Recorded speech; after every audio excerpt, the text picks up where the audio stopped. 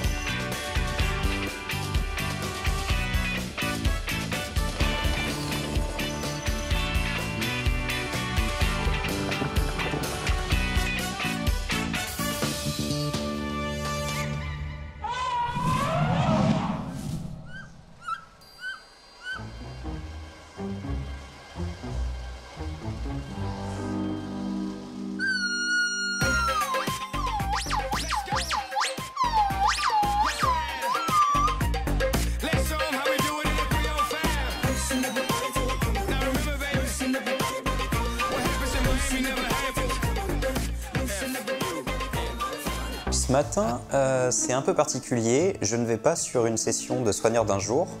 Je vais commencer un petit peu à me former sur les fauves. C'est ce qu'on m'a dit. Ouais. Du coup c'est bon, j'ai eu l'autorisation de sortir Wani. Donc on trace après. Ok, on va fermer tes copeaux. Ça roule à toi. Donc aujourd'hui c'est une journée particulière pour Franck. Il intègre stagiaire soigneur vraiment. Hein. Il va venir sur notre secteur et découvrir notre métier. Donc là voilà, c'est l'occasion d'expérimenter vraiment, d'y aller à fond. Donc ouais, je suis plutôt content. Allez, Zou. Jeanne, on va au Tigre.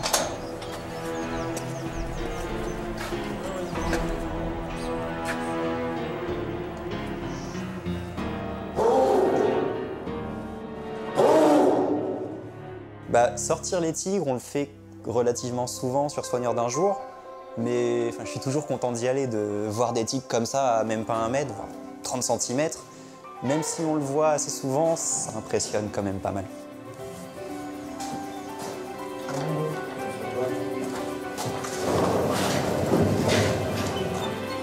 Juanita n'est pas sortie depuis 2 jours.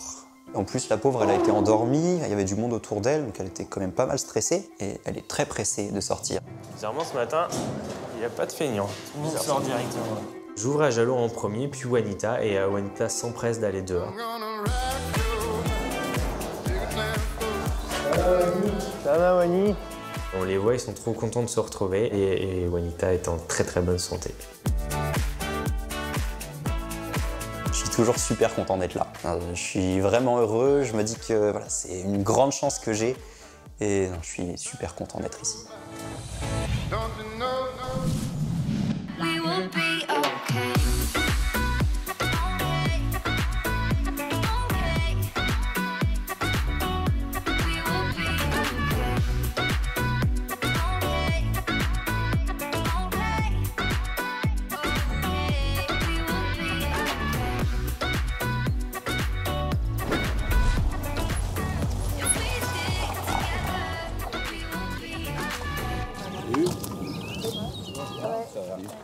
Alors ce matin, on se donne rendez-vous avec une partie de l'équipe en dehors du zoo, dans les marais de Cré-sur-Loire, donc à quelques kilomètres du zoo, pour aller visiter une opération destinée à sauvegarder les amphibiens dans les marais de Cré. On est prêts? Après, je vais mettre mes bottes. Hein. Bonjour tout le monde. Marie. Donc là, on retrouve Romain et Morgane en fait. C'est eux qui vont nous guider, qui vont nous apprendre plein de choses. En fait, ici, on est sur le site des marais de Cré-sur-Loire-la-Flèche. Donc, c'est un espace qui est en fait classé en réserve naturelle régionale. Donc là, en fait, on est sur une zone humide qui est ce qu'on appelle une zone de marais, ce qui fait qu'on a un site super sympathique parce qu'on a un ensemble en fait de milieux complètement différents. Et du coup, c'est des secteurs en eau qui accueillent notamment les populations d'amphibiens pendant la période de reproduction. Depuis un petit peu plus d'1 an, effectivement, on a décidé de se consacrer à la faune locale. Pour dire que la conservation, ça commence en bas de chez soi, c'est pas forcément la conservation du tigre ou de l'éléphant. Ça peut être aussi des toutes petites bêtes qui vivent à côté de chez soi. Donc ce matin, on a une bonne 50aine de plaques à lever et on va essayer de collecter et de capturer tous les serpents qui seront présents sous les plaques. Les serpents en France sont extrêmement menacés et donc le travail de Grégory, c'est de restaurer un peu l'image du serpent dans les mentalités. Aujourd'hui, nous allons découvrir une espèce de crapaud qui vit dans notre département. Donc le crapaud sonneur à ventre jaune, en fait, il est très petit pour un crapaud déjà. C'est important d'aller voir, s'intéresser pour après nous répercuter toutes ces informations sur le parc et que les gens soient au courant aussi qu'il n'y a pas que les animaux en Afrique ou en Asie, il y a aussi des animaux chez nous en Sarthe qui sont menacés. En France, on a des animaux extrêmement menacés. Donc nous, on a la chance d'avoir à côté du zoo un marais dans lequel la municipalité a décidé d'investir dans ce qu'on appelle un crapauduc. Donc en fait, il y a un système de palissade qui est de part et d'autre de la route. Et à peu près tous les 50 à 70 mètres, on a un passage, un tunnel en fait, sous la route qui permet aux animaux de pouvoir traverser sous la route et du coup éviter de se faire écraser. Les amphibiens viennent se reproduire sur les sites en eau. Donc en fait, ils vont passer l'hiver dans le boisement qu'il y a derrière ici. Et puis au printemps, c'est la saison des amours, donc tout le monde se met en marche pour aller se reproduire dans le marais. Et donc l'idée, c'est de les intercepter à cet endroit-là et de les comptabiliser en fait. Voilà, donc je vais laisser Romain... Tout d'abord, on a mis un petit tapis de feuilles qui permet aux amphibiens et à toute la petite faune de retrouver un abri dessous et puis une bonne humidité. À la première caisse où on arrive, en fait, déjà, on se demande qu'est-ce qu'il fait. Donc, il enlève les petites feuilles, une petite plaque. Il y a du monde. Il y a du monde. Et là, il y en a beaucoup. Là, on voit plein de crapauds dans le fond. Et ensuite, il faut, on les prend un à un, on les met dans les seaux et on sépare les mâles des femelles. Donc ici, on a un crapaud commun avec la femelle qui est bien plus grosse que le mâle. Les mâles vont rester beaucoup plus longtemps que les femelles en fait sur le site, alors que les femelles, une fois qu'elles ont pondu, elles remontent dans la partie boisée. Pour moi, les crapauds, en fait, ils faisaient des allers-retours entre la forêt et le marais. Mais c'est vrai que vu qu'eux les récupèrent dans une caisse, comment est-ce qu'on sait si le crapaud il veut aller soit vers le marais ou bien dans la forêt? Du coup là on est obligé de vérifier si par exemple les femelles qu'on a, est-ce qu'elles ont bien pondu ou pas. On a 15 crapauds communs mâles et dans le sens du retour, on a 3 crapauds communs femelles et un crapaud commun mâle. Donc ça veut dire qu'elles ont déjà pondu elles. C'est ça, et donc on ira les remettre du côté forêt. D'accord, on est sympa. Contrairement aux autres qu'on ira mettre derrière nous du côté marais. On est plutôt sympa, moi je dis. En fait, c'est simple, c'est que les individus qui se sont déjà reproduits, hop, on les remet côté forêt, et les individus qui vont se reproduire, on les remet côté marais. Par exemple, on en prend quelques-uns. Est-ce que je peux en prendre un là? Mais tout à fait, oui. Je savais que j'ai jamais touché un crapaud. Et donc on les met à l'abri de la haie, sous des feuilles ou sous des brindilles. Moi je croyais qu'il fallait pas les toucher en fait. On les met à l'abri. Oh là là mon loulou. Je sais que ça peut dégager un genre de petit venin en fait sur leur peau. Et du coup j'ai jamais manipulé un crapaud parce que pour moi il fallait pas les embêter. Toi je t'aime bien. C'est comme une grenouille et ça n'a pas du tout... c'est vrai qu'on voit l'aspect un petit peu rugueux, mais en fait non, on ne le sent pas du tout, donc c'est tout frais, tout lisse. Un jour mon prince viendra. Un jour, on s'aimera. Après, j'ai pas essayé de faire le bisou pour que ça se transforme en prince charmant. Mais non, ils sont quand même très chouettes, ces crapauds. Et c'est super intéressant. Cyril kiffe. Alors attention, on peut les toucher sans problème, mais c'est interdit. Parce que ce sont des animaux qui sont protégés. C'est donc interdit de les manipuler, de les transporter, de les détruire, bien entendu. Donc, toutes les espèces de batraciens et amphibiens sont protégées sur le territoire national. Donc on va faire le regard suivant, le 17. Et oui, dès le deuxième regard, on a un très très beau cadeau parce que pour le coup, on a d'autres espèces qui se sont invitées dans ce piège. Il y a une grenouille agile. Exactement. Ouais, agile. Et c'est bien qu'on en ait, ça faisait très longtemps qu'on n'en avait pas vu là. Super. Ouais, c'est très bien. Ce sont des animaux qui, par leur mode de vie aquatique et terrestre, sont extrêmement sensibles à toutes les perturbations du milieu environnant. Et donc, suivre ces populations d'amphibiens, c'est suivre l'état de santé du marais, finalement. C'est pour ça que c'est extrêmement important d'être là, et c'est pour ça que ces animaux aussi me fascinent, parce que cette toute petite bestiole-là, en fait, c'est un peu l'étendard du marais. C'est lui qui dit, oui, le marais va bien ou le marais va mal. Oh! Qu'est-ce qu'il y a? Salamandre. Ah. Donc une belle salamandre tachetée. Ah, je la taille. Voilà, on est tous complètement émerveillés, parce que c'est un animal qui est quand même rare à observer. Donc là, un très très très beau cadeau que nous fait la nature aujourd'hui avec cette salamandre. C'est magnifique comme animal. C'est très beau, ça fait très doux en fait. Ça a vraiment une trop bonne tête, quoi. Ouais. Tu te fais c'est vraiment... Mais non, je suis pas un selfie. N'importe quoi. Donc c'est chouette, on a vu des tritons. C'est tout petit, ça fait des tout petits lézards. Voilà, on a vu deux espèces de grenouilles. Enfin voilà, du coup, ça permet de connaître un peu notre petite faune aquatique qu'il y a dans notre région. Nous, au zoo, on travaille sur des espèces exotiques. Voilà, on travaille sur des animaux qui ne sont pas de chez nous, globalement. Et c'est aussi hyper important de préserver les animaux qu'on a chez nous, quoi, au pied de notre porte. Et c'est une belle façon d'aller à la rencontre de la nature, de retrouver et de se reconnecter à la nature avec des gens qui sont aussi passionnés.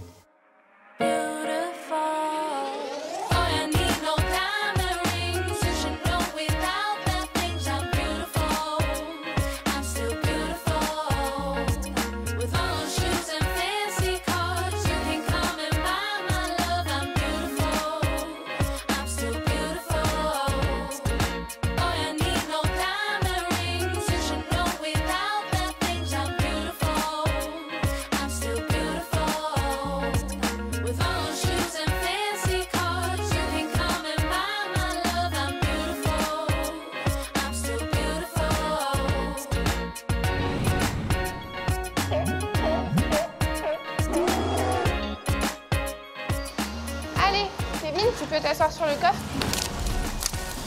Bonjour. Oui, ça va d'amour. C'est l'heure de l'entraînement des otaries. Il y a un objectif là en ce moment qui commence à se rapprocher de plus en plus près, c'est l'exercice du ponton qui pose un peu souci entre Lucky et Wally. Bravo mon amour. Bravo. Bravo ma grosse patate. Oui, c'est bien. C'est un exercice où chacun doit se rendre sur une cible au bord du bassin, attendre notre signal pour décrocher de cette cible pour venir se mettre en place.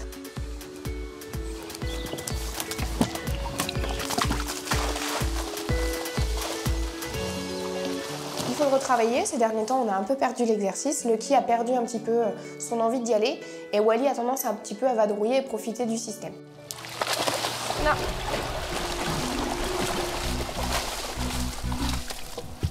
Que tu n'y arrives pas, c'est pas grave. On refait, on fait doucement. Mais en plus, c'est pas la tronche, s'il te plaît. Wally, effectivement, dans l'attitude, moi je le sens un peu, voilà, il est un peu frustré. Donc bon. J'attends un petit peu qu'il se calme, donc je m'occupe plus de Lucky en tout cas, le temps que Wally puisse retourner vers lui de façon positive. Vous j'ai ignoré parce qu'en fait, ça fait plusieurs fois qu'il nous fait le coup. Moi jusque-là, je lui donnais comme message, c'est pas grave, tu as le droit de rater un exercice. Derrière, je t'en veux pas, je te fais quand même bosser. Ouais. Sauf que maintenant, je le connais un peu et je sais qu'il profite du système. D'accord. Donc, je passe à l'étape du dessus où je lui dis ok. Je fais le choix de pas le faire, mais du coup, tout l'exercice, tu attends. Ouais, d'accord, ok. Donc c'est pas grave, je continue avec Lucky, ça renforce mon lien aussi avec Lulu, de lui montrer que je tiens pas compte de Wally qui fait des siennes, mais je valorise celui qui fait bien les choses. Et effectivement, derrière, je demande à Lucky de me suivre, et là, Wally descend.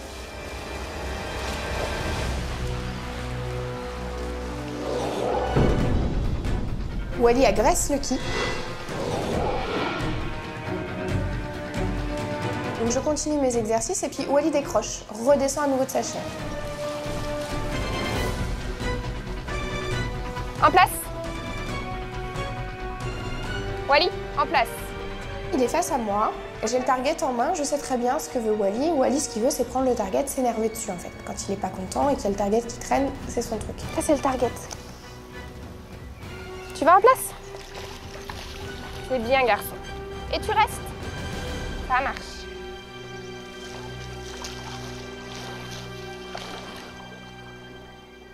Il n'est pas question que Wally me prenne le target des mains, donc je préfère le poser. Si tu as à le prendre, prends-le.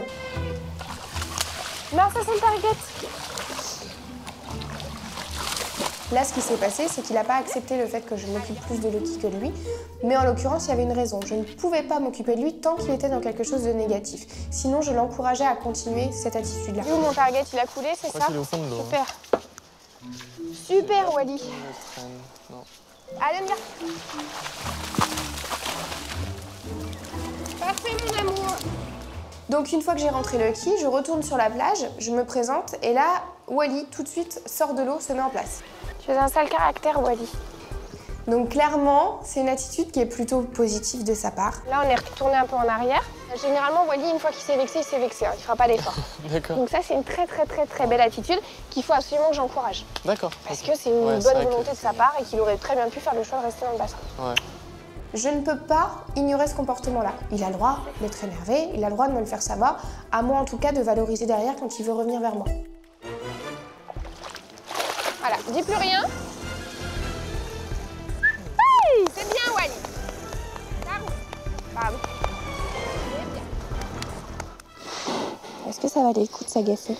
C'est pas grave. C'est pas grave. On discute un petit peu. Et je vois que tout de suite, il veut se rattraper. Donc effectivement, on termine la session très positive. Allez, pousse! Hey, c'est bien, Wally. Oui, super, Wally. Super, mon garçon. Oui, parfait, Wally. Parfait, mon garçon. Oui.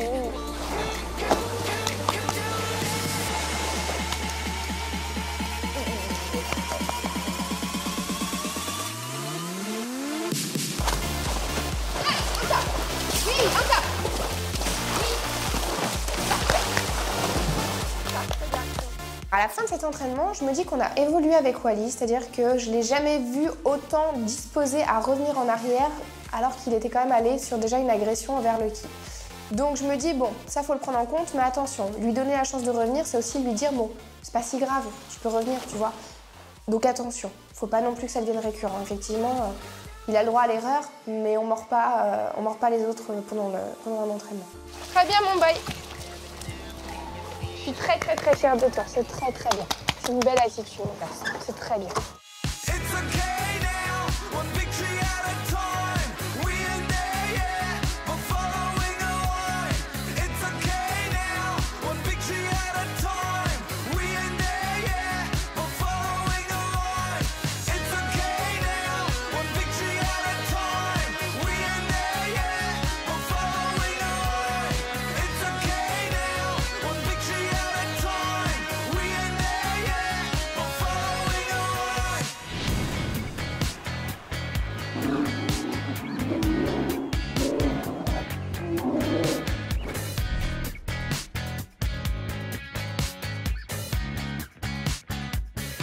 Alors gros, popo.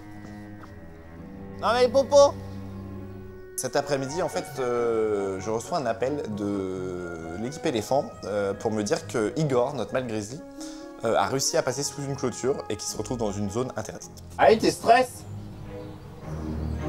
Donc quand j'arrive, en fait, Igor est en train de trifouiller dans la cascade. Il a fait comment?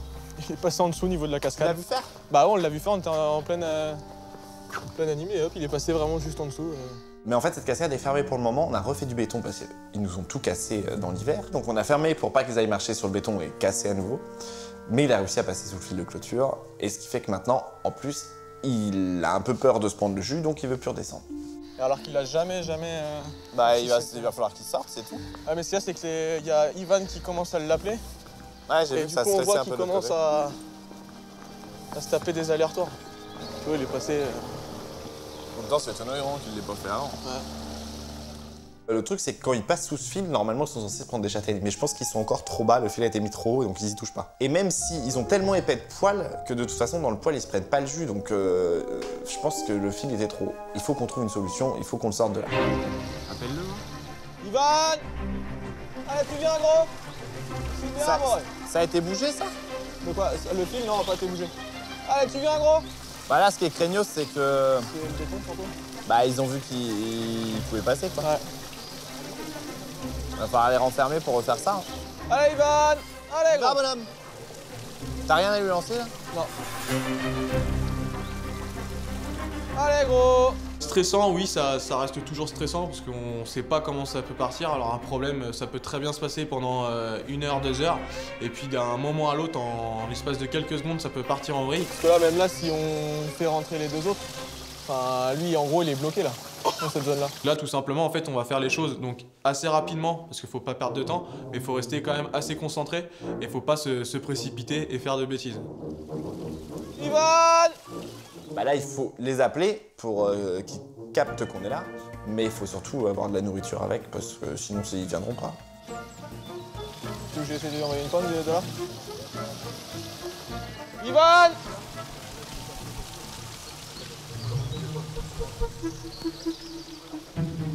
Là, garçon! Il lance bien. Quoi? J'ai dit, il lance bien. Une poil dans l'angle. Ouais. C'est peut-être le seul truc que je sais faire, hein, c'est ça? Arrête, j'ai pas été méchant, là. Allez, gros, on descend! Super, garçon! C'est bien, boy! Super, garçon! C'est bien, mon gros! C'est bien, garçon! Allez, on y va! En fait, il a réussi à passer en dessous, alors que normalement, il devrait pas passer. Non! Irina! Irina! Non, Pépette! Oh là là là là! Là, l'épreuve se complique encore un peu plus. Donc bon, ils sont à 2 et il va falloir du coup pas faire passer un grizzly en dessous le fil, mais du coup 2 grizzlies, ce qui va être un peu plus compliqué. J'ai une autre idée sinon. Débrancher là-haut. Aller chercher une grande perche au complexe et taper dans le fil. Non? Tu veux qu'on fasse ça ou pas? Attends, je réfléchis. Va débrancher, je vais chercher une arme. Ok. Chez les fauconniers, il va bien y avoir un truc qui traîne. Donc on décide rapidement d'essayer d'entrer les autres, déjà, d'aller ouvrir le bâtiment pour que les autres montent. Et ensuite, on va débrancher la clôture et avec une grande perche, je vais essayer d'enlever le fil de clôture qui bloque l'accès aux animaux. Bonjour. Il me faudrait une grosse barre. Alors en principe, on peut surtout pas couper l'électricité. Alors là, bien sûr, c'est d'extrême urgence. En fait, on est obligé d'intervenir de suite. Et donc je débranche la clôture et donc on va essayer après, donc du coup, de venir taper sur ce fil pour qu'en gros ça se décroche au niveau des plumeaux et donc ils puissent repasser donc dans le bassin. Et moi donc du coup je les appelle au niveau du bâtiment pour qu'ils puissent remonter un par un, qu'on puisse les enfermer et intervenir dans l'enclos par la suite. Si je m'en sors pas, dites à ma femme. Ouais, tu peux juste me donner la clé du matos si jamais tu t'en sors pas, que je puisse quand même avoir des trucs pour bosser. Tu veux faire quoi là en fait? Je vais avec eux. D'accord. Tu me dis s'ils arrivent. Hein. Et tu veux que je les occupe plutôt là-bas? Non. Je vais faire ça plutôt. Si, je préfère. Il a dit qu'il avait coupé. Bah oui, tu fais des bêtises là. Tu fais des bêtises, mon gars. Alors, Irina, on rentre? Allez. Une fois que la clôture est enlevée, il faut qu'ils rentrent dans le bâtiment pour refaire ce morceau de clôture, sinon dans la nuit ils vont tout nous abîmer. Nous, bah, on demande un gros seau de nourriture et là on va les attirer petit à petit à remonter. Mais en même temps, Cyril va les appeler au bâtiment pour les attirer vers le bâtiment et les rentrer en fait. Là, il faut les faire redescendre et... Irina, non. Irina, je te connais. Irina, viens voir tes frangins là. Irina! Irina a un gros problème, c'est que c'est une ours. À peine elle est passée dans la cascade, qu'elle commence à détruire le boulot qu'on a fait, le béton qu'on a réparé ce matin, et direct elle se met à creuser. Donc c'est pour ça qu'on insiste un peu pour la rappeler, parce que il faut l'arrêter, sinon elle va nous faire la connaissance, elle va nous faire une tranchée quoi. Irina, ma puce! En coulisses, quelqu'un le reçoit en coulisses? Je suis pas très loin. Ouais, il faut que quelqu'un nous ramène un seau de bouffe pour les ours, n'importe quoi, des légumes, même des poussins, de la viande, je m'en fous, mais il nous faut de la bouffe au niveau du plancher assez rapidement, s'il vous plaît. Le challenge à ce moment précis, c'est d'essayer vraiment de capter son attention plus vite pour qu'elle stoppe son entreprise de démolition et qu'on puisse l'orienter vers autre chose. Allez, bébé. Irina, Igor! Hey! Plouf. Rien à battre. Ivan! Ivan! Igor! Allez! Super! C'est bien, allez, loulou! Irina! Allez, loulou! Allez, c'est bien, les garçons, vous êtes très malins, vous. Notre stratégie, c'est... Nous, on est au niveau du bassin pour essayer de capter leur attention première. Et ensuite, Cyril est censé prendre le relais au niveau du bâtiment. Ça donne quoi en bas? Vous avez besoin de moi ou je reste en haut? Ça bouge là, donc continue. Et ça marche. C'est bien, Irina, super. Allez, Igor! Là, boy! Super, mon garçon! C'est super, ça, boy! Tout le monde finit par rentrer. Ça aurait pu être pire. Il aurait pu avoir de la casse, il aurait pu avoir beaucoup plus... Enfin, ça aurait pu être beaucoup plus long. Globalement, on a bien géré la situation, ça s'est fait facilement.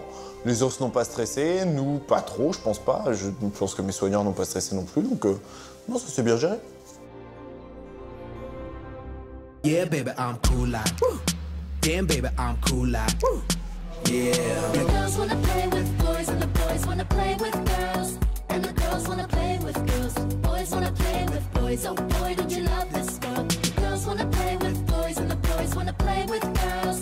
And the girls wanna play with girls.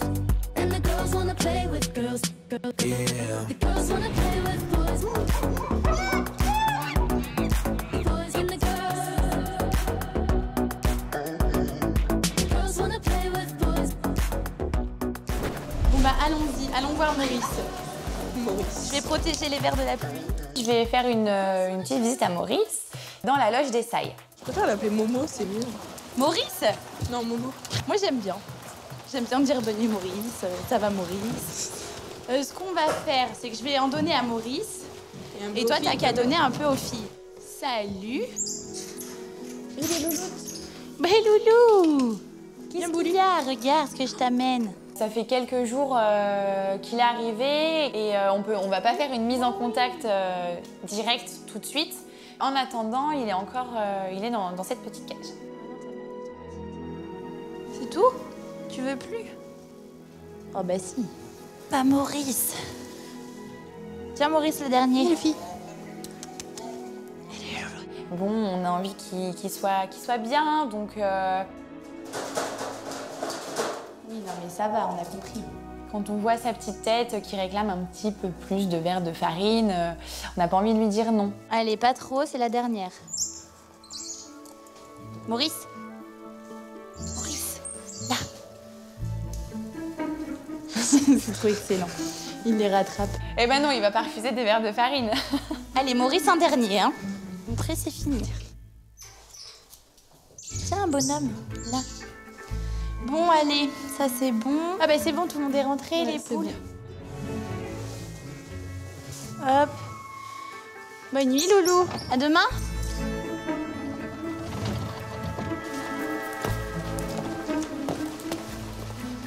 Oh, il nous regarde partir.